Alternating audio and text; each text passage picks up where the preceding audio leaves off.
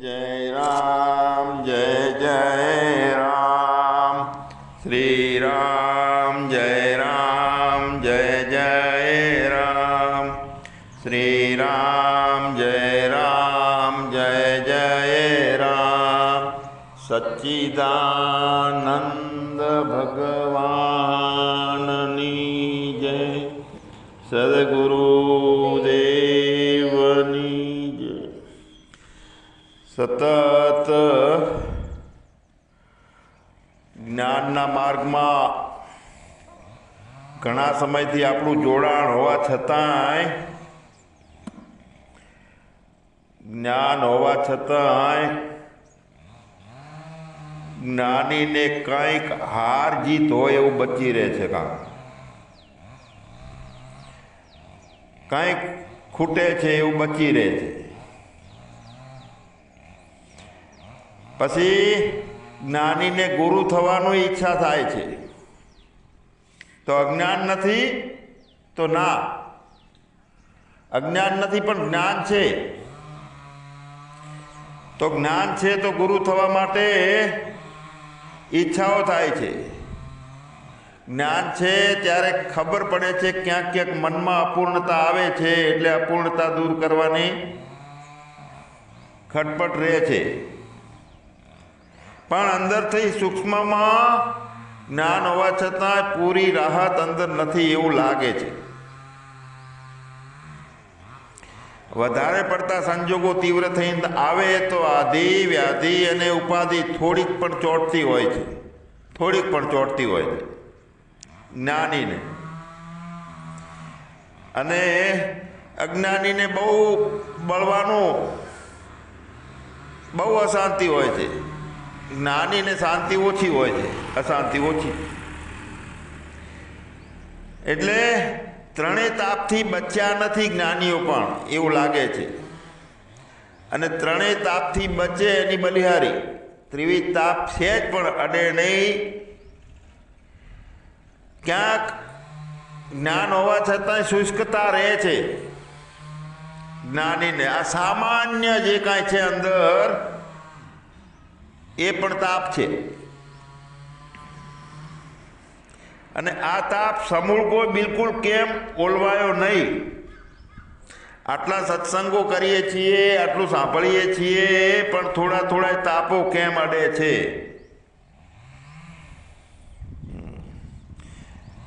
સમજીએ છીએ કે વાઘનું સિંહનું બાળક છીએ અને બકરામાં આવી જઈએ છીએ તો એનું કારણ કે હૃદય ભેદાયું નથી. અને જ્યારે હૃદયની ગાંઠ ભેદાઈ જાય સંપૂર્ણપણે, જ્ઞાની હોય પણ હૃદય ના ભેદાય એ શક્ય છે. બધા જ પ્રકારે જેમ ખડખડિયું નાળિયેર હોય, ગોળો નોખો પડી ગયેલો હોય, જલકમલવત હોય, એવું બધા જ પરિસ્થિતિમાં, બધા જ અનુભવોમાં અને બધે જ કે બીજું કાંઈ ચોંટતું જ નથી. અને વાસનાઓ છે, ઈચ્છાઓ છે, આ બધું એને જે અભિભૂતતા હતી ને એ શુષ્ક બની જાય.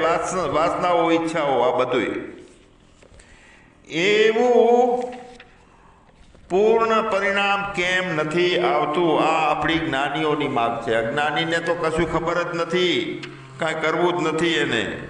એ તો ઉલટાના જ્ઞાન માર્ગમાં જે છે એને ગાંડા માને છે. ફક્ત જ્ઞાન હોય છે અને હૃદયની ગાંઠ ભેદાયેલી નથી હોતી. તો એવા જ્ઞાનીને પ્રેમ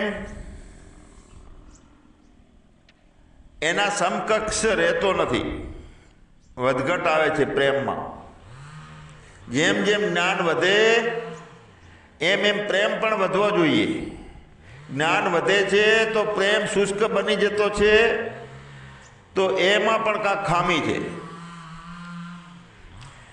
તો આપણે ખોજમાં છીએ. જ્ઞાની પણ થોડી થોડી ખોજમાં છે, ને અજ્ઞાની તો મુમુક્ષુ વધારે ખોજમાં છે. તો ખોજમાં છીએ તો બહાર ખોજ ચાલુ છે, મુમુક્ષુની જ્ઞાનીની અંદર ખોજ ચાલુ છે.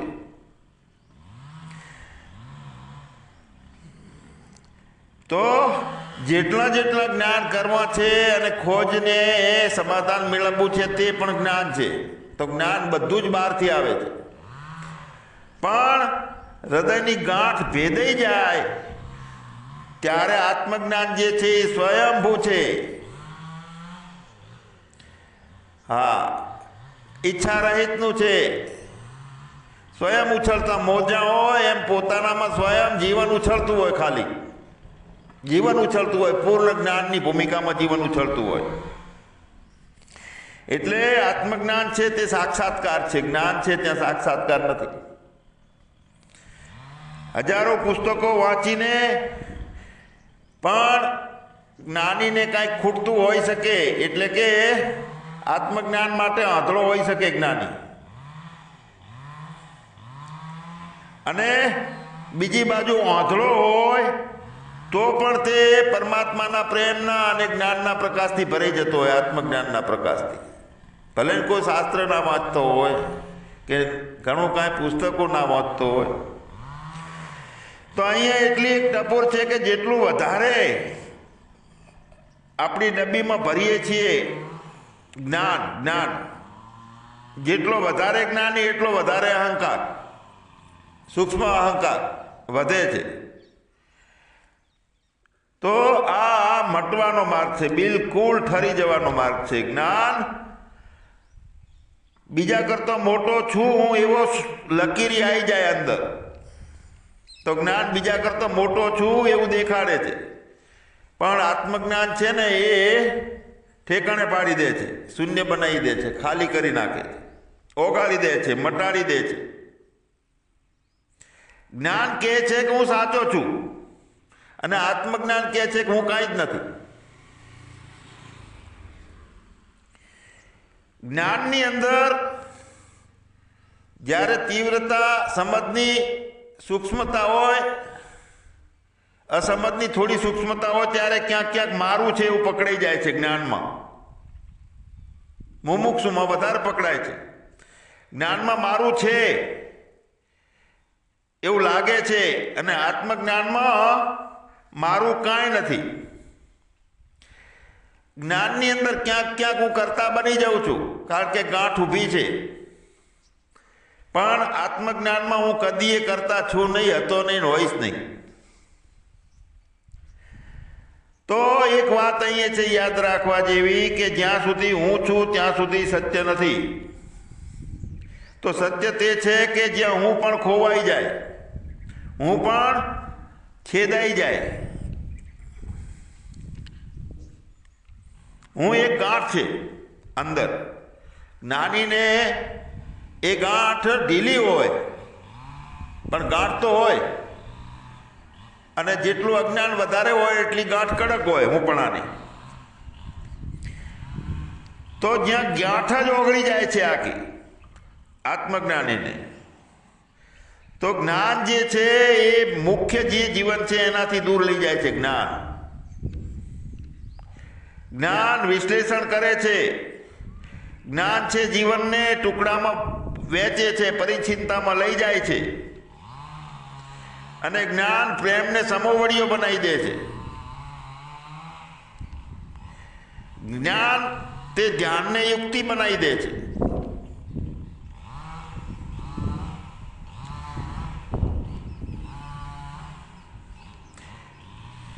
ઈશ્વરની ધારણા થાય છે એવો ઈશ્વરને ધારણ કરવાનું બનાવી દે જ્ઞાન.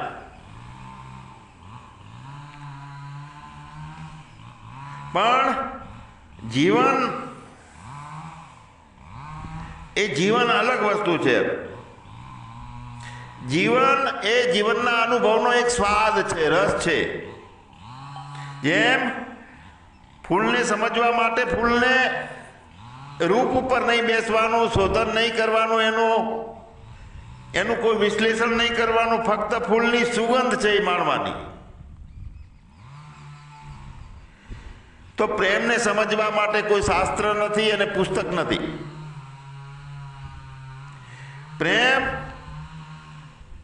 એ માણવાનો વિષય છે, એનો રસ છે. પ્રેમ એટલે બીજું નહીં અને બીજો નહીં તે, અને બીજો નહીં એટલે જ્યાં જોવું ત્યાં એક જ, બધા હરખા દેખાય. કરુણામાં ભાવમાં હોય ભલે, બધે એક દેખાય.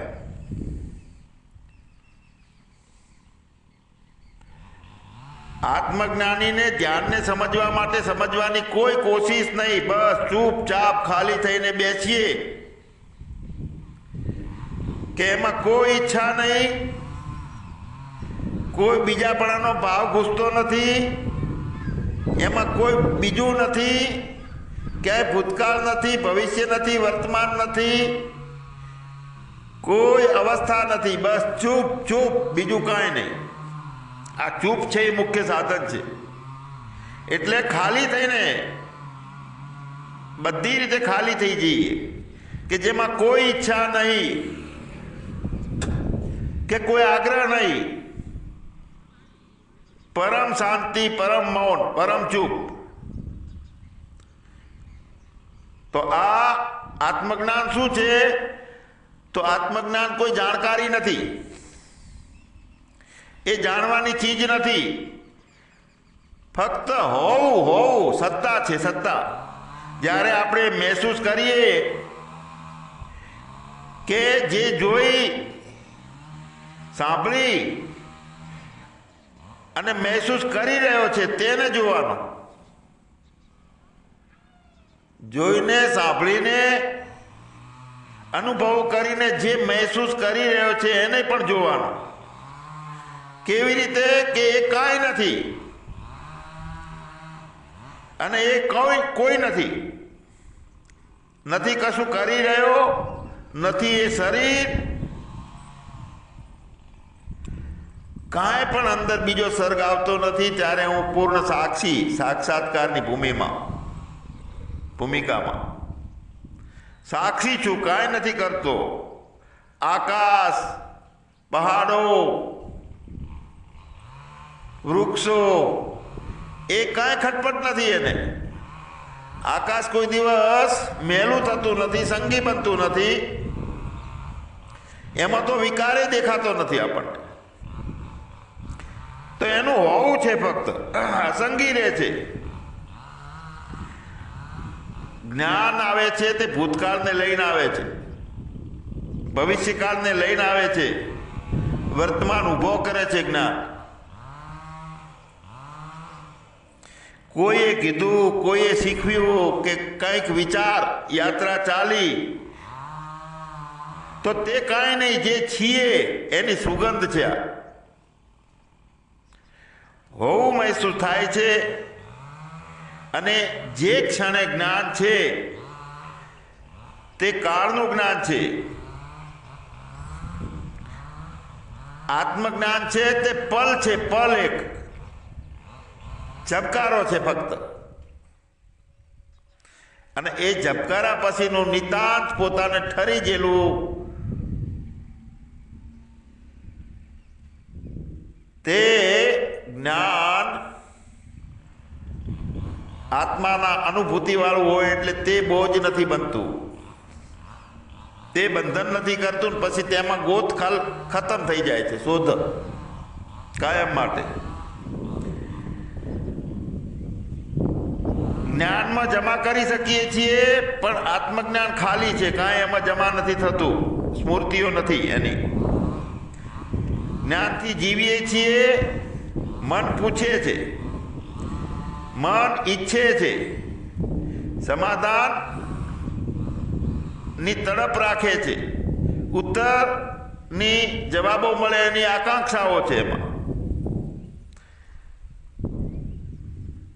મનમાં તર્ક છે અને સમાધાન માટે એ સતત દોડ ચાલુ રહે છે. પણ આત્માને કોઈ તર્ક નથી, આત્માને પ્રશ્ન નથી કે એને જવાબની જરૂર નથી. આત્મામાં કોઈ ઈચ્છા નથી એટલે કાંઈ મેળવવાનું આવતું નથી. આત્મામાં કોઈ અસમાધાન નથી, કાંઈ ખૂટતું નથી, પરિપૂર્ણ ભરપૂર છે એટલે અસમાધાન નથી. તો મૌન જોઈએ, ફક્ત મૌન મૌન મૌન, બધી બાજુથી મનનું મૌન, શરીરનું નહીં, કે જેમાં ના કુછ હે ના હુઆ ના હોવનહાર. જેટલું મન વધારે ભરેલું છે તેટલું આત્મજ્ઞાન દૂર હોય છે. માટે ખાલી થવું, ઓગળી જવું અને મટી જવું, મૌન, પરમ શાંત અવસ્થા, તે આત્મા. તો ખાલી થવું છે તો ખાલી થવાનું શીખવું છે. તો શીખવાનું કેવી રીતે ખાલી થવાય? તો કાંઈ ના ભરવું એવી સજગતા, તે ખાલી. કાંઈ જોતો નથી એવી સજગતા, તે અકર્તા. કાંઈ ખૂટતું નથી એવી સજગતા, એ ઈચ્છા રહિતતા. કાંઈ બનવું નથી, કાંઈ સુધારવું નથી, કાંઈ સુધરવું નથી, કાંઈ આપવાનું નથી, કાંઈ લેવાનું નથી. બસ જોવાનું, બધું જોવાનું. પરમ મૌન સ્થિતિ હોય. જોતા જોતા જોનારો ના બની જતો હોય, સાંભળતા સાંભળતા સાંભળનારો ના બની જતો હોય. બધુંય આવતું હોય પણ કાંઈ ભરનારો ના બની જતો હોય. પ્રસન્નતા આવતી હોય પણ કાંઈ અભિભૂતતા વાળો ના બની જતો હોય. બહુ જ બધું ગમતું હોય પણ રાગી ના બની જતો હોય ક્યાંય. તો રાગ, અભિભૂતતા, સમાધાન કાંઈ ભરવાનું નથી, કાંઈ ભરવાનું નથી, બિલકુલ ખાલી. કરુણા, દયા પણ ભરવી નહીં. તો એ બધાને બસ જોવાનું, બધાને ભાવનાઓ આવે, ભાવનાઓ જાય, એને જુઓ. કોઈ લડાઈ નહીં કે કોઈ આગ્રહ નહીં. મારે મારી વાત સમજાઈ દેવી છે, તું કેમ સમજતો નથી, એ આગ્રહ થયો. ક્યાંય બીજો દેખાતો નથી અને બીજું કોઈ ઉપયોગી નથી. સમજાઈએ છીએ તેનો પણ કોઈ જરૂર નથી.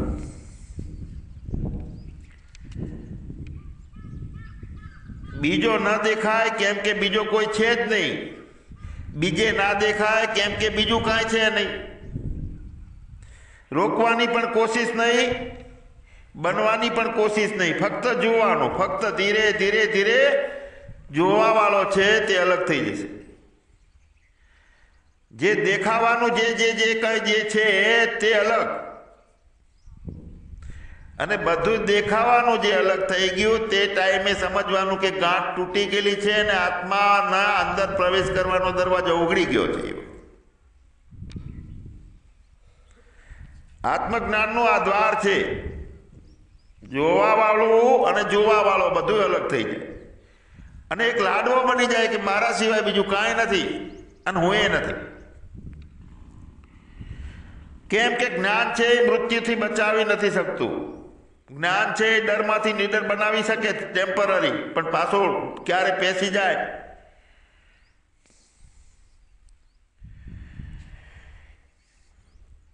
બનવાનું જે છે એ પણ મન નથી બચાવી શકતું. જ્ઞાનીને મન આવી જાય છે. સંપૂર્ણ દુઃખોમાંથી દૂરી એ પણ જ્ઞાનીને સંપૂર્ણ રીતે નથી આવી જતી, કારણ કે એમાં બચી રહે છે અહંકાર. મોતનો ડર રે, ભય રે. જ્યારે આ પ્રાણ શરીર છોડતું હોય ત્યારે મનને ક્યાં મૂકશો કહો? જ્ઞાનમાં મૂકશો?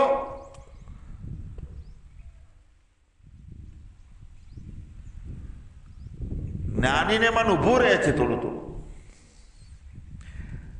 પણ આત્મજ્ઞાન તો મૃત્યુને ઉત્સવ બનાવી દે છે.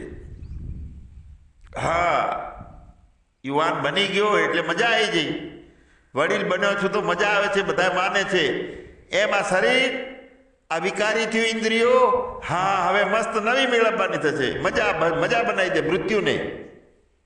જેમ બાળપણ, યુવાની અને ગઈઠપણ 3 અવસ્થાઓ છે, એમ જ્ઞાનીની આ 4થી અવસ્થા છે આત્મજ્ઞાનીની, કે કદાચ પ્રારબ્ધો રહી ગયા હોય તો એક નવું ધારણ થાય શરીર. એ ચોથી અવસ્થા મૃત્યુ છે તે. એટલે મૃત્યુને ઉત્સવ બનાવી દે આત્મજ્ઞાન.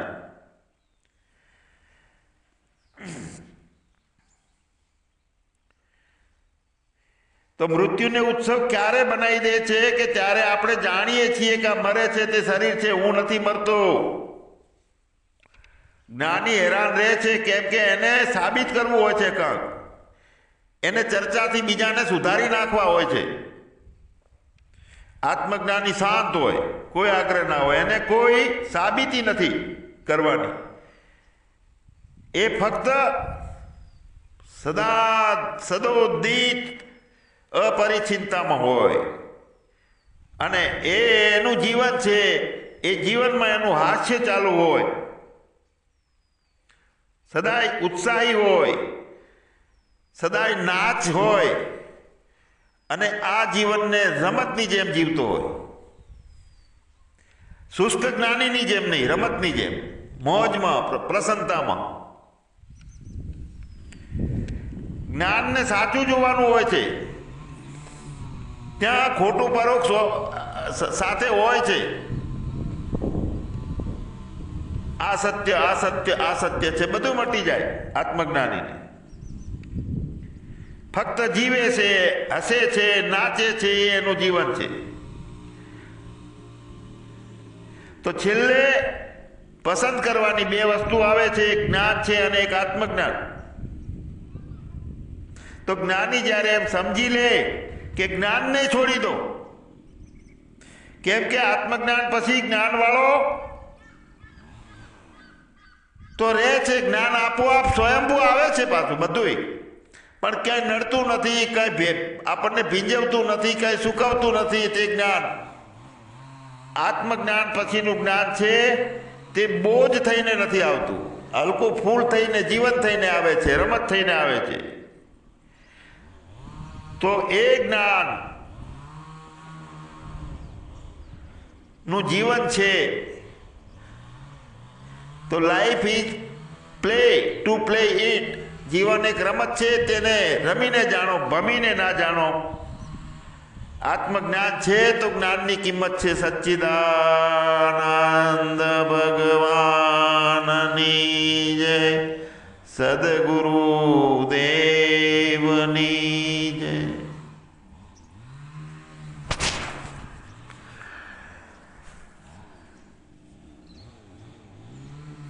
ચાલુ નતું કર્યું?